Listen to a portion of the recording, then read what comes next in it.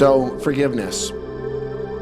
Uh, wow, something that's really, for lack of a better phrasing, been misrepresented for a long time, and then even misrepresented in its, trying to save it from misrepresentation, if that makes sense. And it's funny. I'm very emotional today.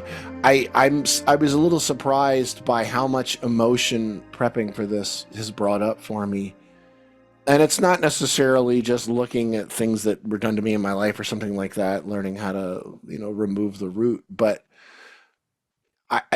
this really shed light on something that I'll be honest, even me, I've been kind of trying not to shed light on for a while because I didn't really know how to process it. And that is, I don't want to go deep into this subject, and I chose that I wasn't going to include it in any detailed way, but even working with some people over the year who may on some levels be well intentioned, I started to realize there was a manipulation of facts about Aramaic, much of which was made up. And I, early on, when I say early on, I'm talking 30 years ago, I would kind of repeat certain things that I took from certain teachers that I thought were true. And this is where the emotion comes up. And on some gut level, pretty early in, I started noticing incongruencies, things that didn't line up, that didn't jive, and really prepping for this in a really open and authentic way. It required that I look at a lot of that stuff. And certain things can get manipulated, I think, in a pursuit to sometimes create some kind of cohesive program or programming with what we do in the world.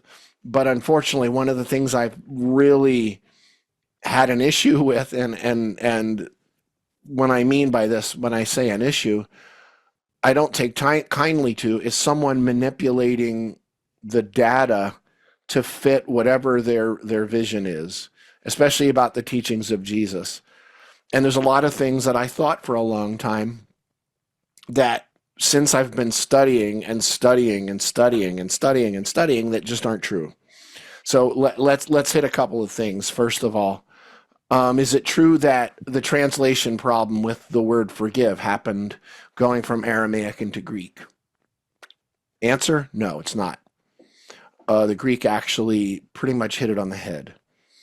I didn't know that until I really dug in and started studying this on a deeper level outside of what the people whose shoulders, in some ways, that I stand on. I had to go and look myself. And I started going, hey, wait a second here. It's not actually true that a lot of this stuff happened in the Greek translations. And I'm going to actually show you a lot of that. The translation issues from Aramaic into Greek are, to be honest, they're not nearly as common as a lot of sort of modern teachers would allege.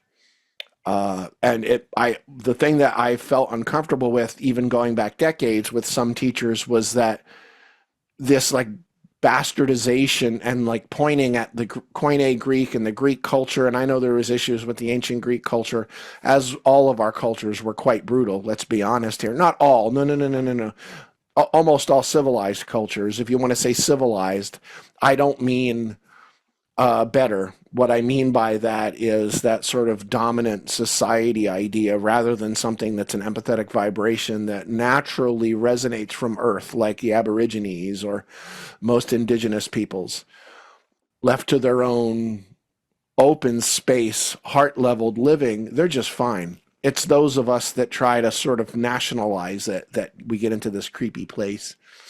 Anyway, so I'm going to show some proof. First of all, for me, the key is about the process itself, but it shows some proof about, number one, how we overcomplicate something that doesn't need to be complicated. Number two, when we start to build that up into some kind of useful system, it often can go way off course and get far away from what is real. So by saying that, what are you really saying, Dale? I'm saying this.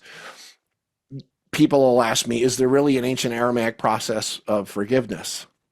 And I have to be clear. No, there's not. There is no such thing.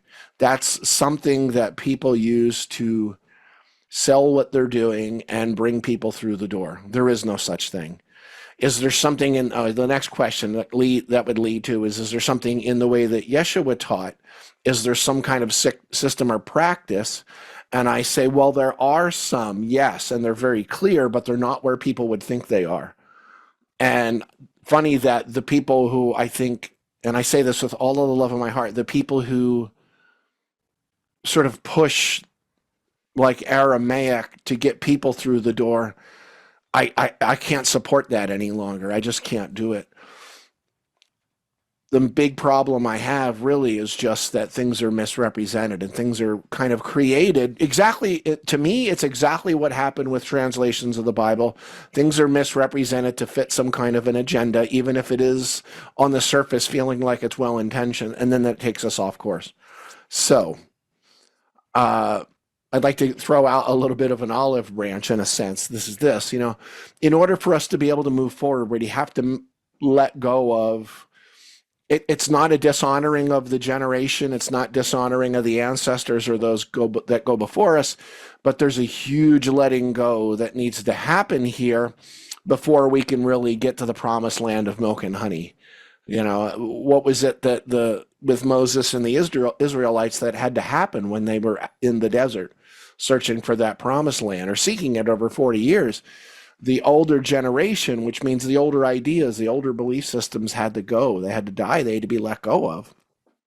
Moses and the elders had to die. Did it really mean that they had to physically die? No, probably not. But there's a message there. And there's something else that people don't think of is Noah sending out the doves funny that, here it is in the Old Testament, but it's not Hebrew at all.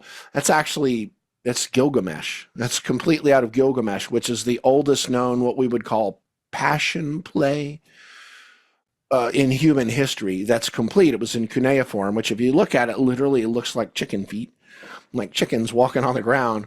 But that idea of the ark and the two seeds of each animal, didn't say two animals, that all came from Gilgamesh and ended up in the Bible. But the point in that is that we had to kind of send out that dove. He had to send out the doves of peace and let go of that old world before the new world could birth itself. Are you picking up what I'm saying? So what I'm literally saying is I'm going to say a lot of things here today that probably, if you've been studying Aramaic forgiveness for a long time, some of it's going to go right in the face of it. Why? Because most of it is, I say this with all the love in my heart. I need to preface this. This is where the emotion comes in. A lot of it's made up. I'll just put it that way. A lot of it is made up and it's not true. Okay? And it's usually made up by, and I adore people, but it's usually made up by people that don't know much of anything about Aramaic, and it's an elusive enough language that they can get away with it.